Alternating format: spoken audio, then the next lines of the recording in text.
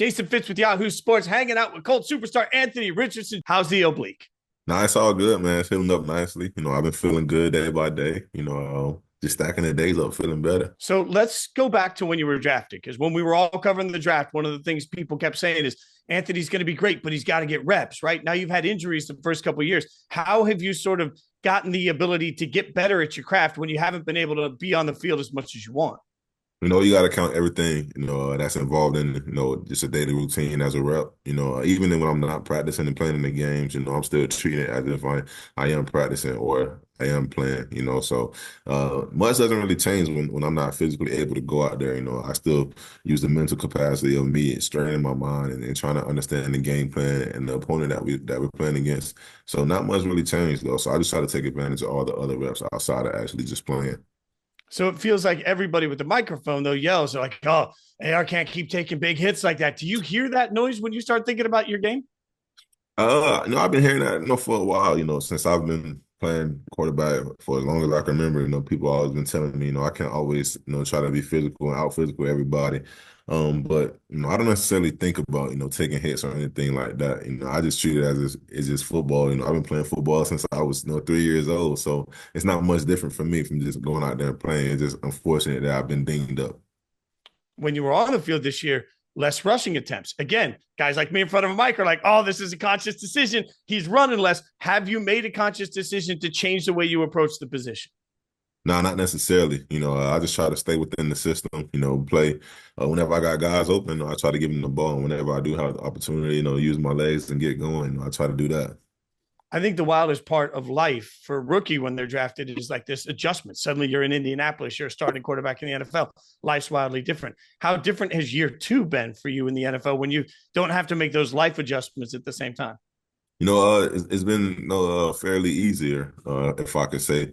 Just because I'm more established here, I got a nice little routine. I know how to get to work, from work. I know how to move around in Indy. So, learning about Indiana itself, I don't necessarily have to spend as much time on that. Now I can work on perfecting my craft and just establishing myself here in Indiana.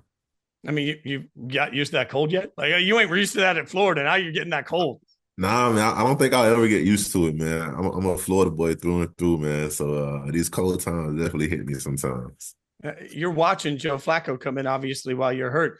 Vet quarterbacks, we always hear, what that conversation is like. What's the quarterback room been like this year with Flacco? It's been cool, it's definitely been a blessing, just to have a guy like that. Joe is a great person to be around. He's a great mentor. I ask him a lot of questions all the time, because I'm always trying to get information from him. And then just watching him play, it's like he's just so calm and relaxed. It's like, man, like I wonder why is he like that? He's like, man, it's just football, bro. Just go play. And I'm like, okay, I can dig. I can dig with this guy. Is there value though for you? Like you spent last year watching Gardner do the thing. Now you're spending this year watching Joe do some of this for you. Like, is there value in getting to see two different vets with two different approaches? Yeah, for sure, because it also helps me, expand more on myself and on my game. Taking little tools from them, taking some of the skills that they're great at, some of the things that I need to work on, I try to implement that in my routine, just watching them has taught me a lot.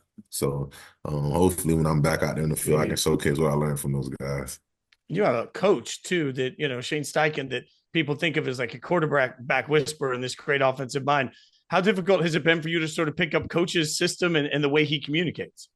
I don't think it's difficult at all because, Coach Shane does a great job, of teaching it. He does a great job of making sure you have a routine, making sure that you're studying the plays, drawing them up day in, day out. He does a great job, setting it up for us and explaining it to us. So I don't think it's necessarily hard, but it definitely is, frustrating sometimes when, he's, putting it out there for you and it's like, man. How am I not, excelling at this part? So it just comes with more studying, and just connecting with them. Do you find that a difference for you walking onto the field? Like you've missed some football in the first year and a half. When you step out on the field, does it feel different to you? Like knowing, hey, man, this has been taken away from me a little bit. Now I get to get back out here. A little bit, I'll say I'm probably more relaxed, definitely grateful to have the opportunity to be out there again, definitely grateful to just have the opportunity to play football in general, at the highest level. it's just a blessing, So I just go out there, with a mindset, just being thankful and grateful for the opportunity, and I just try to play and then not worry about anything else. I love talking to guys in the league about their college experience because trash talking in the locker room is so much fun. But Florida Gators not having much trash talk opportunity. So do you just sit it out right now? Is it wait and see? Like, what's your message when you're trash talking some of the other guys in the locker room on Saturdays? Man, you can never sit it out, man. You always got to rep the school, man. I'm always in there talking about the Gators, talking about the swamp. Guys know I'm rocking with my Gators forever, man. So I'm always talking trash in there, especially to Dio about Vandy, man. But shout out to them. Are you you feel like you're right on the cusp of a turnaround down there at the swamp? Hey, man, we looking for it. I don't really have too many, answers for that right now, but we looking for a turnaround. I hope we can get it. No, that's amazing. Halloween coming up. Does the team do any? Do you do anything big for Halloween? Like you big like scary movie guy? What are we doing, Anthony? No, not really. No, most of the time I just try to relax with the fam, but hopefully we can have some trick or treaters come by this year. I've been saying for the past few years I was going to dress up, but I haven't been able to do that. So hopefully I get to do that this year. I got to find a costume soon. I mean, when you play, you got to give out full size candy bars, right? Like you can't do the little Yeah, bit. Like yeah, of course. You got to play big, man. Of course. the problem for me, man, is like if I get the full size candy bars, I eat them before I can give them out. Like I don't have the self control to resist the full size candy bar. That's Nah, my problem. you got to hide them from yourself, man. You got to know yourself. Like I love this. We're all excited that we get to watch you play. It's been fun to watch you in Florida. It's fun to watch you with Indy. Best of luck the rest of the season. Stay healthy, man. We really appreciate you joining Yes, us. sir. Appreciate that. Thank you.